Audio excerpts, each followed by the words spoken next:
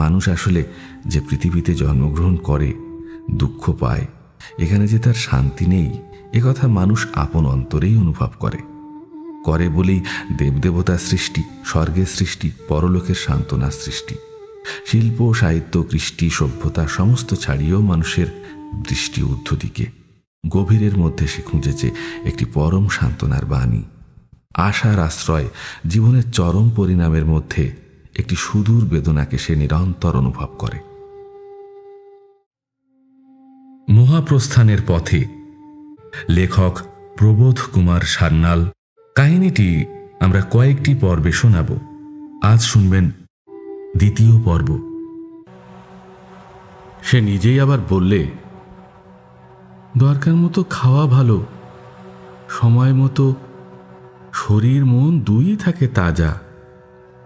ধরুন বেশ শীত পড়ল, ঠান্ডার দিন, কিংবা ধরুন রাতে ঘুম হচ্ছে না, হ্যাঁ তখন বুঝি নিন্দে আমি করি নে দাদা, ওটা খাওয়া তো আর পাপ নয়, পাপ বললেই পাপ, ধরুন কে না খায়। বললাম, তা তো বটেই, আমিও কি আগে খেতাম, কেমন যেন জমতো না। ওটা অভ্যেসের কথা, habit is the second nature. আপনি তো সবই জানেন দাদা, শিক্ষিত লোক আপনি। বলতে বলতেই সে হঠাৎ আবার বলে উঠল, একটু কিনেছিলাম সেদিন, সেই গুঁজা রয়েছে ট্যাঁকে, খেতে আমার ইচ্ছে হয় না, কি হবে ওসব বদ অভ্যেস। আহ,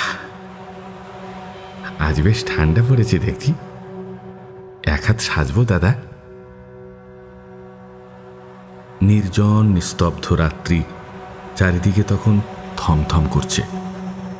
গঙ্গার জলের শব্দ এত দূর থেকেও শুনতে পাচ্ছিলাম।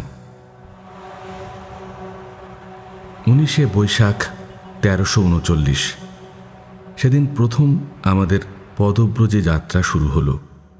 কাঁধে বোঝা আর হাতে লাঠি নিয়ে দুই বন্ধুতে পথে নেমে এলাম।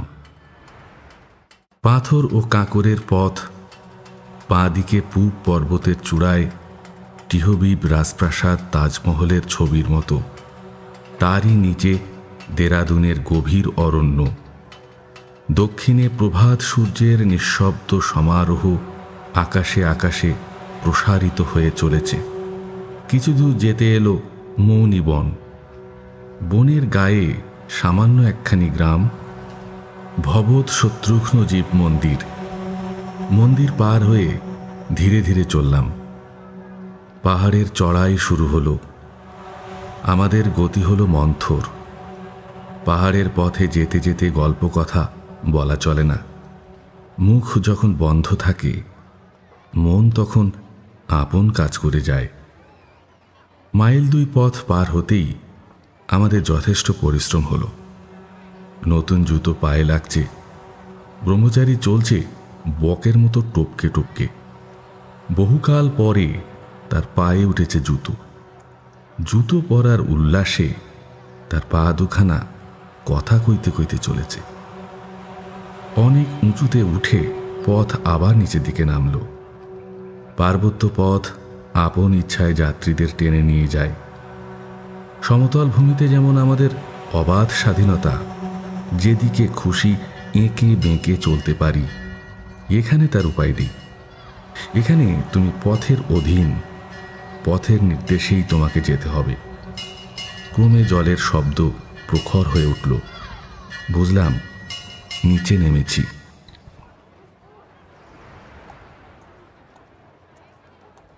আরও কিছু দূর এসে লক্ষ্মণ ঝলা পেলাম। গঙ্গার নীলধারার পরে পুল, দুদিকে লোহার কাছি দিয়ে বাঁধা টানা সাঁকো। বদ্রীনারায়ণের পথের প্রায় সমস্ত পুলই লক্ষ্মণঝুলার আদর্শে তৈরি। পার হতে গেলে সমস্তটা দোলে। পুল ছিঁড়ে পড়ে যাবার ভয়, আমোদও লাগে। পুল পার হয়ে কয়েকজন বাঙালি পুরুষ ও মহিলার সঙ্গে সাক্ষাৎ হলো। আমরা বদ্রীনাথের পথে পা বাড়িয়েছি শুনে তারা বিস্মিত হলেন, শুভেচ্ছা জানালেন। নমস্কার করে বিদায় দিলেন। সম্মুখে গগনস্পর্শী নীলকণ্ঠ পর্বত, তারই নিচে দক্ষিণে স্বর্গাশ্রমের শ্বেত মন্দির, হাঁসের পালকের মতো সাদা, পদতলে গঙ্গার নীল স্রোতপ্রবাহ। বিদায় স্বদেশ, বিদায় সভ্যতা, বিদায় জনসমাজ। আত্মীয়, বন্ধু, পরিচিত, মনে মনে সকলের নিকট বিদায় নিলাম। চোখে আমাদের সুদূরের পিপাসা, অন্তরে উদ্দীপনা ও উৎসাহ, বুকে দুঃসাহসিক পথযাত্রার দুর্জয় আনন্দ। আমরা গৃহবিরাগী, কিন্তু তবু মন ভারাক্রান্ত হয় কেন? কেন এমন করে পা কাঁপে? কেনই বা গলার ভিতরে কি যেন ঠেলে ওঠে? হয়তো এমনই হয়, মানুষের এই ছেড়ে চলে যাওয়ার পিছনে আছে একটি অনন্ত বেদনার সুর। এত মায়া, এত মমতা, এত হৃদয়াবেগের খেলা, তথাপি ঠিক সময়ে চলে যেতে হয়, বিদায় নিতে হয়। একদিন হয়তো সকালের এই নির্মল আলো, উজ্জ্বল রোদ চোখ থেকে মুছে যাবে। হয়তো এই আকাশ, এই গঙ্গা, এই পর্বতমালা, ধরিত্রীর চারিদিকের এই মনোরম ঐশ্বর্য সম্ভার হারিয়ে আমি বিদায় নেব। সেদিনের হয়তো আর দেরিও নেই। সেদিনও এই মরজগতে এমনি করেই চলবে আনন্দ কলরব। কিন্তু যে ক্ষুধা, যে আশা, যে স্বপ্ন যাবার বেলায় পথের প্রান্তে ফেলে যাব, তার দিকে কেউ ফিরেও চাইবে না। কষ্টদায়ক বন্ধুর পথ, প্রস্তর সংকুল। মাঝে মাঝে পাহাড়ের গায়ে পত্রপল্লবের ভিতর এক একটা ঝর্ণার শব্দ শুনতে পাচ্ছি। শেষ বসন্তের ঝরা পাতায় পথ আচ্ছন্ন। মানুষের সমাগম প্রায় নিঃশেষ হয়ে এলো, আর সারা শব্দ নেই। নতুন জুতো পায়ে লাগছে, পিঠে বাঁধা কম্বল ও ঝোলার দড়িতে কাঁধ কনকন করছে। শরীর ক্লান্ত হয়ে এলো। নানা জনের নানা উপদেশ পেয়েছিলাম, কিন্তু সে উপদেশ মাত্র। পথে এসে তার সার্থকতা খুঁজে পেলাম না, খেই হারিয়ে গেল। ঘণ্টা 2 চলবার পর ব্রহ্মচারী শুষ্ক কণ্ঠে বললে, আসুন দাদা, একটু বসে যাই, জল তেষ্টা পেয়েছে। ছায়া শীতল পথের প্রান্তে দুজনে বসলাম।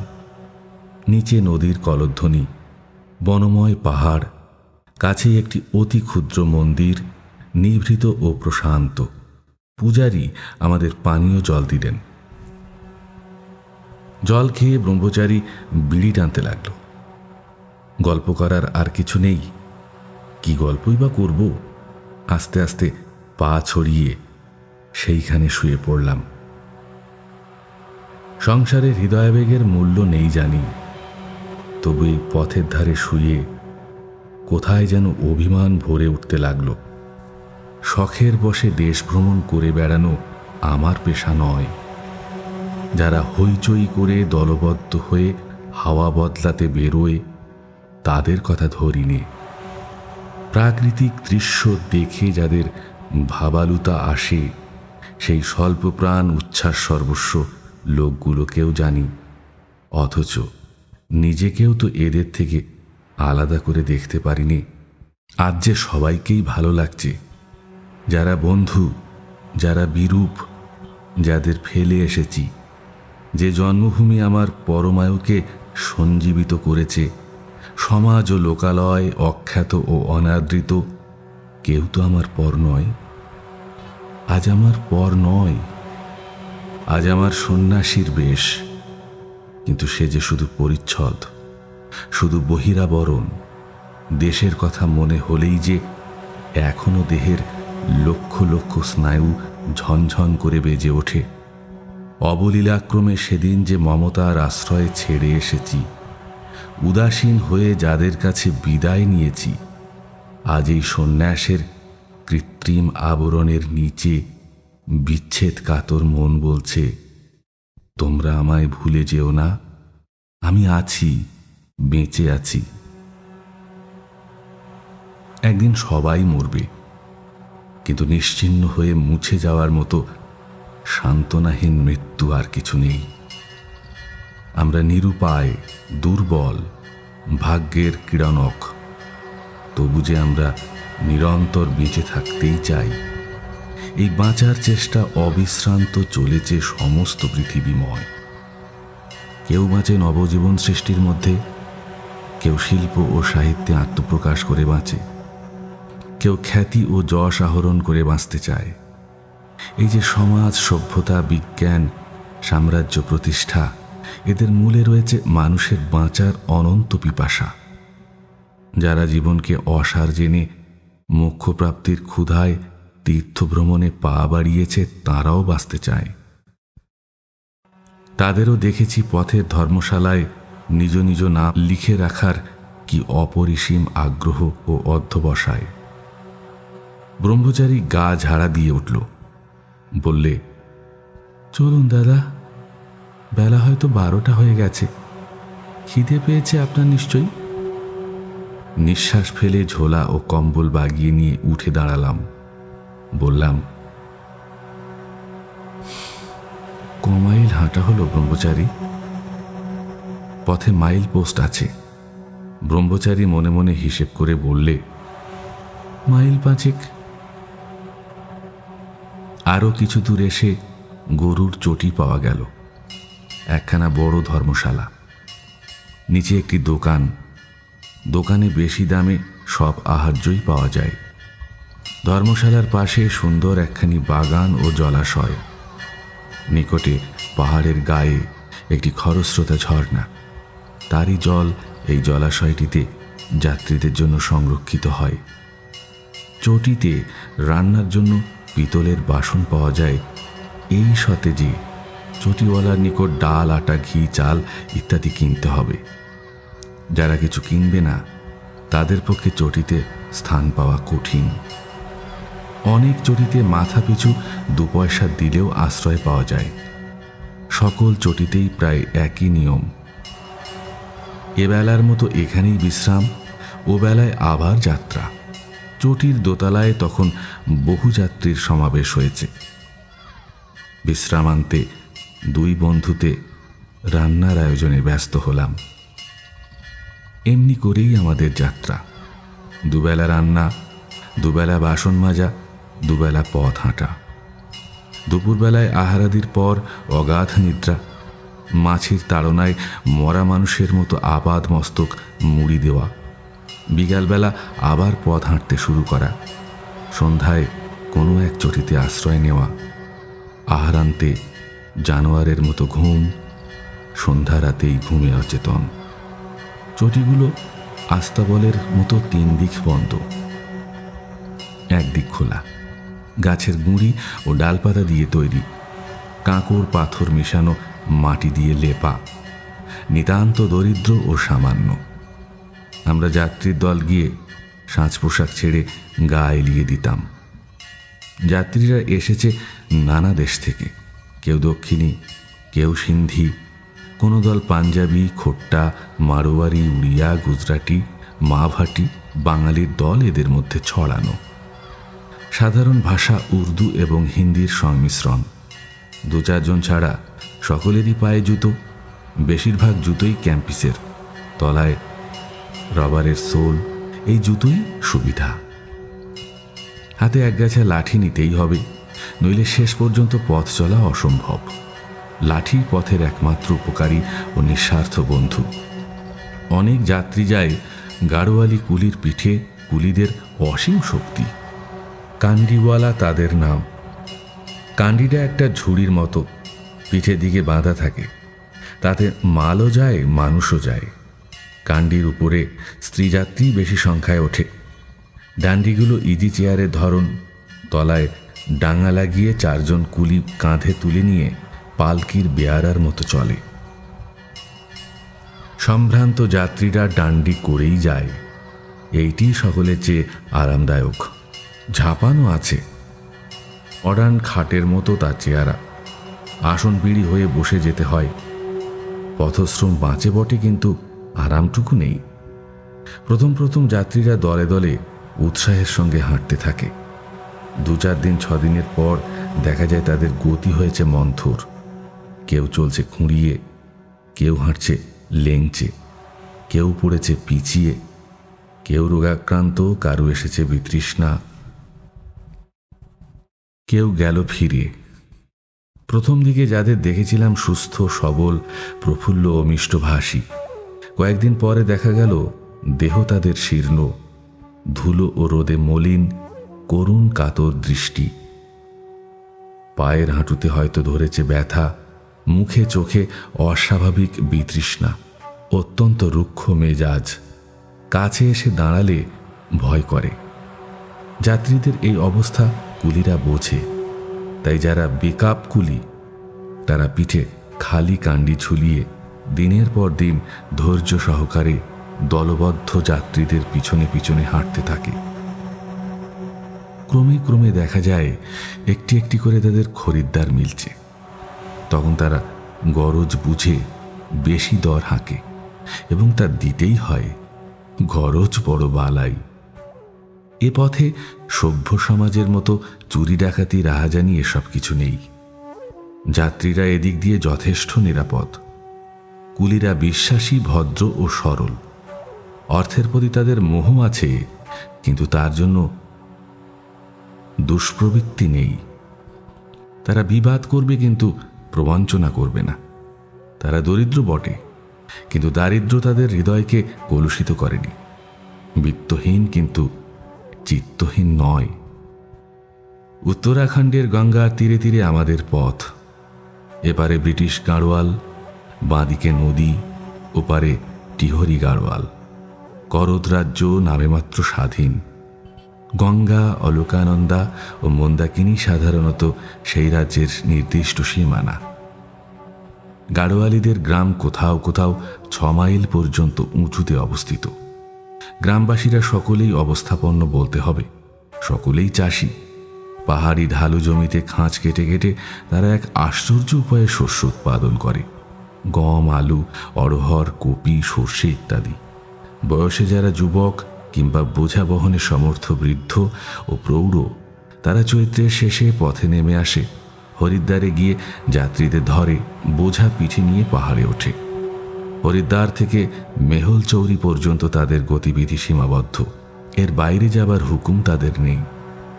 মেহল চৌরি গাড়োয়াল জেলার শেষ সীমানা। পৃথিবীতে কোথাও যে সমতল ভূমি আছে, শহর আছে, রঙ্গালয় আছে, শিক্ষা প্রতিষ্ঠান আছে, এ তারা ভাবতেই পারে না। রেলপথে যে ট্রেন দৌড়োয়, জলে যে জাহাজ ভাসে, মাঠে যে ফুটবল খেলা হয়, এ তাদের কাছে স্বপ্ন। শীতের দিনে এরা কেমন করে বাঁচে জানি নে, কিন্তু গ্রীষ্মকালে কম্বল মুড়ি দিয়ে রাত কাটাতে হয়। কুলিরা জাতিতে প্রায় ব্রাহ্মণ ও ক্ষত্রিয়। যাত্রীদের সঙ্গে তারা শোয়, বসে, গল্প করে, ভুরা তামাক টানে, কিন্তু তাদের ছোঁয়া যায় না। আহার সম্বন্ধে তাদের বিস্ময়কর সুচিতা। আমিষ ভক্ষণ তারা পাপ মনে করে। জীব হিংসা তাদের একেবারেই নেই। তাদের মেয়েরা ঘরের কাজ নিয়েই কেবল বসে থাকে না, তারাও চাষ করে, গৃহপালিত পশুর তদবির করে, কম্বল বনে জামা কাটে, তেল ঘি তৈরি করে, পাহাড়ের বন থেকে কাঠ কেটে আনে, ছোট ছোট ছেলে মেয়েকে পিঠের ওপর বেঁধে নিয়ে ভ্রমণে বেরোয়। পথে যেতে যদি কোনো গ্রাম পড়ে, অমনি বয়স্থা মেয়েরা ও বালক বালিকারা বেরিয়ে এসে যাত্রীদের কাছে হাত পাতে, বলে, এ শেঠজি, এ রানা, সুই সুতো দাও, পাই পয়সা দাও, এ রানা দে রানা। সুঁচ সুতো এবং সিকি পয়সা ছাড়া তাদের ভিক্ষা করবার আর কিছু নেই। যদি পুরো একটি পয়সা পায় তো মহা খুশি, যেন অপ্রত্যাশিত ঐশ্বর্য হাতে এলো। সুঁচ সুতোয় তাদের অদ্ভুত আসক্তি। এ বস্তুটি গাড়োয়াল জেলায় নাকি মেলে না। চতুর্থ দিন প্রাতে উতরাই পথে আমরা ব্যাসঘাটের দিকে চললাম। পর্বত চূড়া থেকে জলধারার মতো যাত্রীরা নেমে চলেছে। যখন কোনো নদী পার হতে হয় কিংবা এক পাহাড় থেকে অন্য পাহাড়ে চড়তে হয়, তখনকার পথ উতরাই। উতরাই পথে নামবার সময় বিপদ আছে। হোঁচট খাওয়া এবং পা পিছলানোর ভয়। অতি সন্তর্পণে এবং সতর্কতার সহিত ঘন্টার পর ঘন্টা নামতে নামতে বিরক্তি ধরে। পায়ের হাঁটুতে জোর লাগে, ব্যথা জমে, শেষ পর্যন্ত পা খারাপ হয়ে যায়। চড়াই পথে উঠতে উঠতে কোমর, পিঠ, ঘাড় কনকন করে, বুকের মধ্যে ব্যথা ধরে, দাঁতে দাঁতে চেপে মুখের যন্ত্রণা হয়। দূরে চড়াই পথ আছে সংবাদ পেলে আমরা ভীত হয়ে পরস্পরের মুখের দিকে তাকাই, যেন আসন্ন বিপদ পথে আমাদের জন্য প্রতীক্ষা করে রয়েছে। আকাশ সেদিন প্রাতে মেঘে মেঘে মলিন। নয়ার নদী ও গঙ্গার সঙ্গমে হু হু শব্দে হাওয়া উঠেছে। নতুন এক রাজ্যে উত্তীর্ণ হয়ে এসেছি। আজ সকাল পর্যন্ত 32 মাইল পথ হাঁটা হলো। সমতল ভূমিতে এইটুকু পথ অতিক্রম করতে আমাদের পরিশ্রম সামান্যই হয়, কিন্তু এ যে পাহাড়, দুর্গম, দুরারোহ, প্রস্তর সংকুল। এ পথের শেষ নেই, বিচ্ছেদ নেই, একঘেয়ে যন্ত্রণাদায়ক পথ। নয়ার নদীর পুল পার হয়ে ব্যাসগঙ্গার তীরে এক চটিতে এসে উঠলাম। গতদিন সন্ধ্যা পর্যন্ত কয়েকটা চটি পার হয়ে এসেছি। নাইমুহানা, বিজনী, বান্দর, শেমালু, কান্দি ইত্যাদি। বান্দর চটিতে সেদিন রাত্রে এক কাণ্ড। নিদ্রিত অবস্থায় আমাদের দুই বন্ধুকে প্রকাণ্ড এক পাহাড়ি সাপ সস্নেহে আলিঙ্গন করেছিল, কিন্তু কি সৌভাগ্য, চুম্বন করেনি। লাঠির ঘায়ে সাপ মরল, কিন্তু সেই সূত্রে এক পণ্ডিতজির সঙ্গে জমল বন্ধুত্ব। পণ্ডিতজির বাড়ি মধ্য ভারতের বরহানপুর জেলায়। একা মানুষ, পাকা তীর্থযাত্রী। বছরখানেক থেকে তিনি পরিব্রাজক হয়ে সকল তীর্থ ঘুরছেন। সন্ন্যাসী যোগীর বেশ, তাই রেলওয়ে কোম্পানি তার কাছে কখনো ভাড়া আদায় করতে পারেনি। না পারার কারণও ছিল, তার চতুর ও মধুর আলাপে মনের পশুও বশীভূত হয়। লোকটির বয়স 45 থেকে 65-র মধ্যে, রোগা ও দীর্ঘ দেহ, কয়েকটা দাঁত নেই। চাতুর্য ও ভগবত ভক্তির সংমিশ্রিত দীপ্তিতে দুটি চোখ উজ্জ্বল। গলায় ছড়া 4-5 রুদ্রাক্ষের মালা।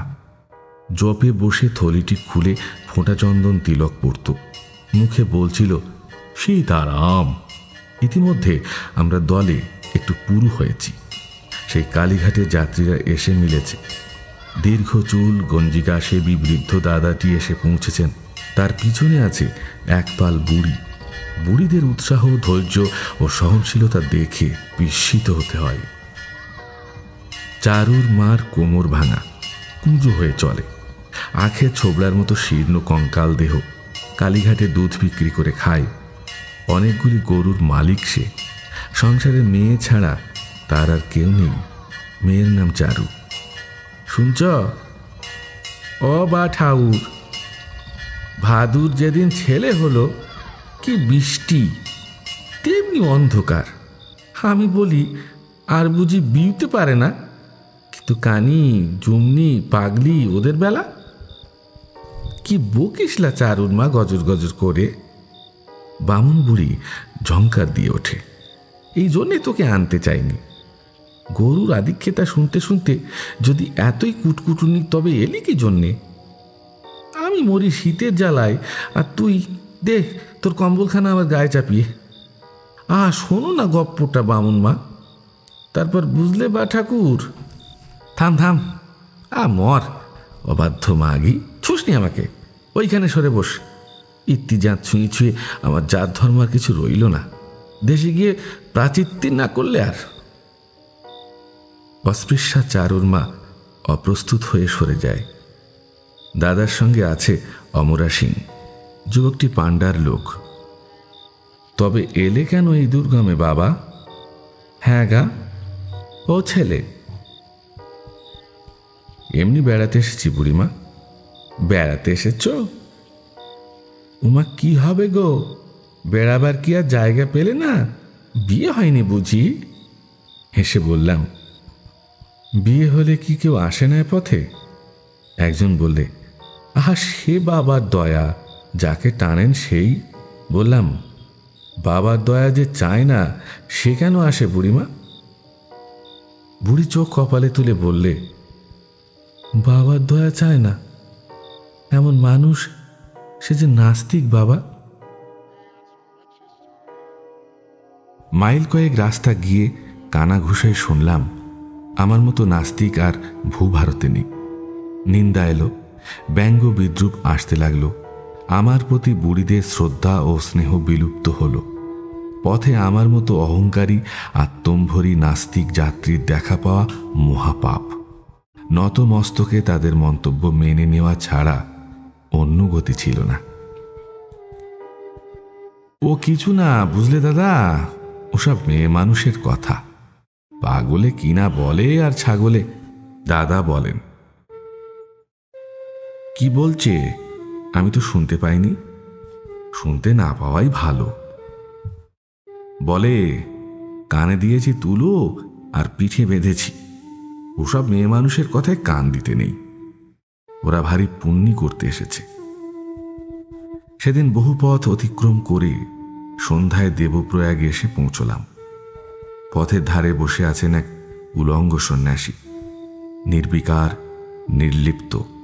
পাশে এক ভক্ত শিষ্য দুই হাঁটুর মধ্যে মাথা গুজে বসে আছেন। নবাগত যাত্রী দেখে সে মুখ তুলল না, বোধহয় ঘুমোচ্ছিল। পাশে ধুনি জ্বলছে। একখানা পাথরের উপর খানিকটা কাঁচা ভাং তৈরি করা রয়েছে। ভক্তিভরে তার পায়ের কাছে মিনিট কয়েক নির্মিলিত নেত্রে বসে একসময় উঠে সরে পড়লাম। বাস্তবিক সন্ন্যাসীর মতো সন্ন্যাসী বটে। দেবপ্রয়াগ ছোট একখানি পাহাড়ি শহর। অলকানন্দা এসে এখানে গঙ্গার সঙ্গে মিলেছেন। যেন নীলাম্বরী পরা দুটি যমজ বোন বহুকাল পরে পরস্পরের দেখা পেয়ে গলাগলি করছেন। এখানে আছে রামচন্দ্রের মন্দির। শোনা গেল দেবপ্রয়াগে উত্তর পুরুষদিগকে আগমন করতে দেখে পূর্বপুরুষরা পিতৃলোকে আনন্দে নৃত্য করেন। ইচ্ছেটা বংশধরগণের হাতে গ্রহণ করেন পিণ্ড। পিতৃলোকে বোধ করি নিত্য দুর্ভিক্ষ। শহরের প্রয়োজনীয় সামান্য কিছু কিছু এখানে আছে। গুটি কয়েক ধর্মশালা, কম্বলি বাবার আশ্রম ও দাতব্য ঔষধালয়, ছোট্ট একটি বাজার, একটি বিদ্যালয় ও ডাকঘর। আজকের মতো যাত্রা শেষ হলো। ক্লান্ত মন ও ভগ্ন দেহ নিয়ে অমর সিংহের নির্দেশক্রমে আমরা সবাই এসে একটি ধর্মশালায় উঠলাম। বাঁচলাম। শহর দেখে বাঁচলাম। মানুষের সমাগম এবং লোকালয় দেখে বাঁচলাম। এই হিমালয়ের রাজ্য এবং মহাপ্রস্থানের পথ, যার আদি আছে কিন্তু অন্ত নেই। মনুষ্য জাতি এর মধ্যে কোথাও যে বাসা বেঁধেছে, সমাজ গঠন করেছে, এখানেও যে আছে জীবন সংগ্রাম, সুখ দুঃখ, আশা আনন্দ, এ আমরা আগে বুঝতেই পারিনি। আমরা সবাই উদাসীন সমাজচ্যুত তীর্থযাত্রীর দল। বায়ুতাড়িত শুষ্ক ও ম্লান ছিন্নপত্র, নিতান্ত বৈরাগ্যে আমরা শহরের দিকে তাকিয়ে রইলাম। আমাদের অন্তরের সঙ্গে আজের কোথাও যোগ নেই। সামান্য জলযোগান্তে কম্বল শয্যা গ্রহণ করা গেল। পাশে ব্রহ্মচারী, মাথার কাছে বৃদ্ধ দাদা, ওদিকে বুড়িদের মধ্যে বিড়ালের মতো কোলাহল বেঁধেছে। কার গায়ে কার পা ঠেকে গেছে, কার মিলছে না পয়সা কড়ির হিসাব, দেশে কে কে লিখবে চিঠি, কার জামাই আসতে মানা করেছিল, মাছির কামড়ে আর চুলকানিতে কার উপায়ে ঘা ফুটেছে, তারই যন্ত্রণা ও কাতরোক্তি। এমনিতর নানা জটলা। বামুনমার গলার আওয়াজ মাঝে মাঝে সেই জটলাকে তীরের ফলার মতো বিদীর্ণ করে ছুটোছুটি করছিল।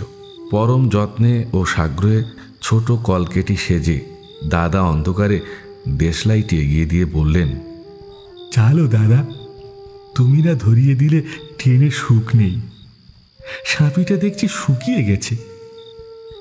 ময়লা একখানা জলে ন্যাকড়া ভিজিয়ে তিনি কলকের তলায় জড়িয়ে নিলেন। ব্রহ্মচারী অনুগত ভক্তের মতো প্রসাদ পাবার ইচ্ছায় গুটি গুটি উঠে বসল। ঘুমের আগে দুটান না টানলে তার ঘুম আসে না। ধূমপান করতে করতে দাদা বললেন, গোপাল ঘোষ মানুষ চেনে, যা তার লোকের সঙ্গে তার বন্ধুত্ব নেই। তোমাকে পথে কুড়িয়ে পেলাম দাদা। তোমার মতন মানুষ, হ্যাঁ, কেউটির বাচ্চা বটে। বলে কলকেটা ছেড়ে দিয়ে তিনি মাথা গুজে শুয়ে পড়লেন। ব্রহ্মচারী তার কথা লুফে নিয়ে উঠে বলল, এত ধার্মিক, বুঝলেন গোপালদা, সমস্ত পথ আমাকে খাওয়াতে খাওয়াতে দাদা আপনার ঋণ আমি এ জীবনে। অর্থাৎ গুরু ও শিষ্য দুজনেই তখন নিবিড় নেশায় মশগুল। বললাম, ব্রহ্মচারী, নিন্দা আর প্রশংসা এখন আমার কাছে একই বস্তু, কিন্তু আপনার পক্ষে সবচেয়ে বেমানান। কি দাদা? এই আপনার কৃতজ্ঞতা প্রকাশ করাটা। সন্ন্যাসীর সবচেয়ে বড় লক্ষণ নির্বিকার হওয়া। অনেক রাত পর্যন্ত জেগে ব্রহ্মচারীর সঙ্গে আলাপ হতে লাগলো। কত তার মনের কথা, কত জল্পনা কল্পনা। বললে, পূর্ণ বিশ্বাস ভগবানে না থাকলে মঠ যেদিন তুলব সেদিন আপনি ভার নেবেন দাদা। মঠ আমি করবই। এখন কিছুদিন চলবে আমার ভিক্ষাবৃত্তি, দরকারের জন্যই টাকা, যেমন করেই হোক, ছলে বলে কৌশলে। বললাম, ভিক্ষায় পেট চলে, সম্পত্তি করা চলে না। ব্রহ্মচারী কিয়ৎক্ষণ কি যেন ভাবতে লাগলো। নেশার মুখে তবে খুলেই বলি আপনাকে, কদিন ধরে আপনার কাছে পরামর্শ নেবার জন্যে বলেই ফেলি আপনাকে। গোপালদা, কি ঘুমালেন? গোপালদার সাড়া না পেয়ে নিশ্চিন্ত হয়ে চুপি চুপি সে বললে, কিছু টাকা জমিয়েছি দাদা, এই ধরুন 1000 খানেক। এখনো 1002 টাকা লাগবে অন্তত। ভেবেছি কি জানেন, বাংলাদেশেই যাব। চল হাওয়া ভালো এমন এক গ্রামে। 3 আগে রাতের বেলা লুকিয়ে এসে গ্রামের শেষে মাঠে এক গাছতলায়। মুখ তুলে তার দিকে তাকালাম। লজ্জার আপনাকে করব না, বলেই ফেলি। ব্রহ্মচারী লজ্জিত চোখ দুটো নামিয়ে বললে, সেই গাছতলায় মাটি খুঁড়ে এক শিবলিঙ্গ পুঁতে সরে পড়ব। 3 দিন পরে সন্ন্যাসীর বেশে যাব সেই গ্রামে। বলবো, এসেছি কৈলাস থেকে আদেশ নিয়ে, বৃক্ষমূলে হবে বাবার আবির্ভাব। স্বয়ম্ভু মহাদেব মন্দির প্রতিষ্ঠা করতে এসেছি। উৎসাহিত হয়ে বললাম, তবে আমাকেও একটু ঠাঁই দিও ব্রহ্মচারী, আমি তোমার বিজ্ঞাপন প্রচার করব। দেখো যেন গাছটা বেশ প্রাচীন হয়, প্রাচীনের ভক্ত আমরা ভয়ানক। ব্রহ্মচারী খুশি হয়ে বললে, বেটারা দেশটাকে বোঝে না, দেবদেবতার ব্যবসায়ী এদেশে সবচেয়ে জমাটি কারবার। বললাম, তুমি আর একটা কাজ করো ব্রহ্মচারী, ওই সঙ্গে অমনি টুকটাক ওষুধের ব্যবসাটাও খুলে দিও। যে মেয়ে ছেলে হয় না, স্বামীর সঙ্গে যার বনিবনা নেই, হিস্টিরিয়ায় মাদুলি, যার অম্বলের ব্যারাম, তার জন্যে। উৎসাহ ও আনন্দে হেসে উঠে ব্রহ্মচারী বললে, আর এক কলকে সুলপা সাদি দাদা। এদিকে চরসের প্রাদেশিক নাম সুলপা ব্রহ্মচারীর বড় প্রিয়। সকালবেলা ঘুম ভাঙল। ক্লান্তি ও অবসাদে আচ্ছন্ন শরীর, মাথা তুলতে ইচ্ছা হচ্ছিল না। ঘাড়ে ব্যথা, কাঁধে পিঠে কোমরে ব্যথা। ক্ষতবিক্ষত পা দুটোর করুণ চেহারা দেখলে চোখে জল আসে। কত যন্ত্রণাই তাদের দিচ্ছি, প্রভুভক্ত পা দুখানা পীড়নসয়, অথচ প্রতিবাদ করে না। উঠে বসলাম। আড়ষ্ট শরীর, দেহের উপরে যেন লাঠালাঠি হয়ে গেছে। আজ সকালের চেয়ে বড় আনন্দ, পথ হাঁটতে হবে না। এইখানে যদি নিয়মিত অন্নবস্ত্র জুটে যায়, তবে আর স্বর্গেও যেতে চাইনি। পৃথিবীতে যে মানুষ সকলের চেয়ে সুধা বলে, আমাদের ধারণা তার যখন মৃত্যু ঘটে তখন আমরা সবাই তার আত্মার শান্তি কামনা করি। মানুষ আসলে যে পৃথিবীতে জন্মগ্রহণ করে, দুঃখ পায়, এখানে যে তার শান্তি নেই, একথা মানুষ আপন অন্তরেই অনুভব করে বলেই দেবদেবতা সৃষ্টি, স্বর্গের সৃষ্টি, পরলোকের সান্ত্বনা সৃষ্টি, শিল্প, সাহিত্য, কৃষ্টি, সভ্যতা সমস্ত ছাড়িয়েও মানুষের দৃষ্টি ঊর্ধ্ব দিকে। গভীরের মধ্যে সে খুঁজেছে একটি পরম সান্ত্বনার বাণী, আশার আশ্রয়। জীবনের চরম পরিণামের মধ্যে একটি সুদূর বেদনাকে সে নিরন্তর অনুভব করে। নির্মল রৌদ্রে চারিদিক ভেসে গেছে, স্নিগ্ধ হাওয়া বইছে, আকাশ কোমল নীল। গঙ্গা ও অলোকানন্দার সঙ্গমস্থলে যাত্রীর দল বসে গেল শ্রাদ্ধ ও তর্পণে। গোপালদা ও ব্রহ্মচারী প্রমুখ বুড়ো বুড়ির দল মস্তক মুন্ডন করল। পাণ্ডা পোড়ালেন মন্ত্র। পিতৃপুরুষ এসে ভক্ত উত্তর পুরুষগণের হাত থেকে আটার গোলা খেয়ে বোধ করি পরিতৃপ্ত অন্তরেই অদৃশ্য হলেন। সকল প্রয়াগেই শ্রাদ্ধ ও পিণ্ডদান করতে হয়, শাস্ত্রের আদেশ। দিনটি বেশ লাগছে। এত কষ্ট, এত পরিশ্রম, তবু এই সুন্দর সকালটিকে রেখে রেখে উপভোগ করছি। নিকটে নদীর ওপারে কাঠমল্লিকার গাছগুলি হাওয়ায় দুলছে। নদী অনেক নিচে, গায়ে বাতাস লাগিয়ে অলকানন্দার পুলের উপর ঘুরে বেড়াচ্ছিলাম। মনে মনে বলছিলাম, শুধু অকারণ পুলকে ক্ষণিকের গান গাবে আজি প্রাণ ক্ষণিক দিনের আলোকে। কবিতাটুকুর মধ্যে যে ব্যঞ্জনা, তারই চেহারা যেন দেখছিলাম দিকে দিকে। সকালের এই ছবিখানি যেন এক শিল্পীর সমস্ত জীবনের সাধনায় আঁকা। সমস্ত মন এই চিত্রপটখানিতে নিবিড় তৃপ্তিতে তন্দ্রাচ্ছন্ন হয়ে রইল। অনেক বেলায় রান্নাবান্নার আয়োজন সেরে অলকানন্দায় স্নান করে এলাম। ব্রহ্মচারী এবেলা রামচন্দ্রজির প্রসাদ পাবে। আমার কাছে তার আহার নেই, সে গেছে মন্দিরে। জোগাড় করে নিয়ে বসেছি। এমন সময় গোপালদা বললেন, টাকার ভাঙাড়ি পেলুম না, আনাচারেক পয়সা দাও তো দাদা, দোকানের হিসাবটা মিটিয়ে ফেলি, আবার দেবক্ষণ। কাঠের উনুনে ফুঁ দিতে দিতে চোখে জ্বালা ধরেছিল, জল পড়ছিল। বললাম, দি একটু দাঁড়ান। রুমালে বাঁধা টাকা পয়সা ট্যাকেই থাকে, দিনরাত সঙ্গে সঙ্গে ফেরে। পয়সা বার করতে গিয়ে দেখি ট্যাঁক খালি, রুমালের চিহ্নও নেই। তার মানে কি? চারিদিকে একবার তাকালাম।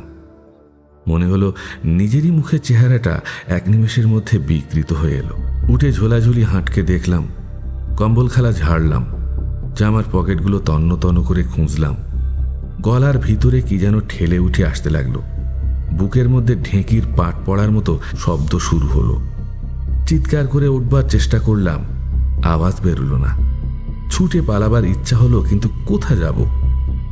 সর্বনাশ, এ কি হলো ভগবান? কুকুরের মাথায় হঠাৎ লাঠি মারলে সে যেমন উলট পালট খেয়ে পাগলের মতো অল্প একটুখানি জায়গার মধ্যে ঘুরতে থাকে, তেমনি কিয়ৎক্ষণ হতচেতন হয়ে ধর্মশালার মধ্যে ঘুরলাম। সবই আছে, কম্বল আছে, ঝোলা আছে, লাঠি ঘটি আছে, নেই শুধু সেই সবচেয়ে প্রয়োজনীয় বস্তুটি, সর্বশ্রেষ্ঠ ধন। আমার সুখ দুঃখ, আনন্দ বেদনা, পথশ্রম, তীর্থযাত্রা, স্বপ্ন ও সৌন্দর্যবোধ, সহানুভূতি ও অনুপ্রেরণা, সকলের মূলে যে রয়েছে সেই ময়লা রুমালে বাঁধা টাকা পয়সাগুলি, একথা প্রথমেই আমার মনে এলো। আমার প্রাণের রস একটি নিমেষে কে যেন নিংড়ে নিল। দেহে বিন্দুমাত্র রক্ত নেই, সর্বাঙ্গ বরফের মতো শীতল, চেতনাহীন। আমার ঘটেছে অপমৃত্যু। নিজের ভয়াবহ পরিণামের কথা মনে করে নিঃশ্বাস রুদ্ধ হয়ে এলো। এ পথে কারো সহানুভূতি নেই।